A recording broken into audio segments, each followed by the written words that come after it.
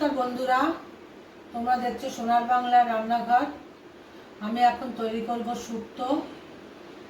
তাহলে চলো দেখতে থাকো, তোমাদের কেমন লাগে জানিও। প্রথমে আমি কড়াতে সর্ষের তেল দিয়ে দিয়েছি। এবার আমি বড়িগুলোকে ভেজে নেব।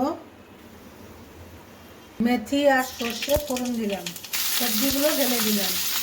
এতে আমি দিয়েছি পেঁপে, আলু, বেগুন আর সজনে ডাঁটা।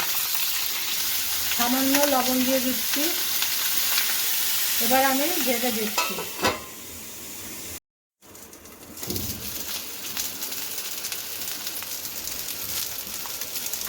দুটো তেজপাতা দিয়ে দিলাম, আদা আর সর্ষে পেস্ট দিয়ে দিলাম, ভাজা বড়িগুলো দিয়ে দিলাম।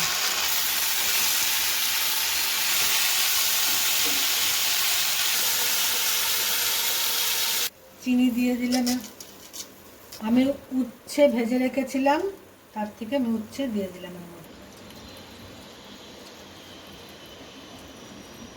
সামান্য দুধ দিয়ে দিলাম। তোমরা দেখলে কিভাবে আমি শুক্তোটা রান্না করলাম। যদি তোমাদের ভালো লেগে থাকে শেয়ার করো, কমেন্টস করো, সাবস্ক্রাইব করো আমার চ্যানেলটাকে। একটু দেখো তোমরা না দেখলে আমার চ্যানেল কি করে বাড়বে বলো। আর চলি, সবাই সুস্থ থেকো, ভালো থেকো।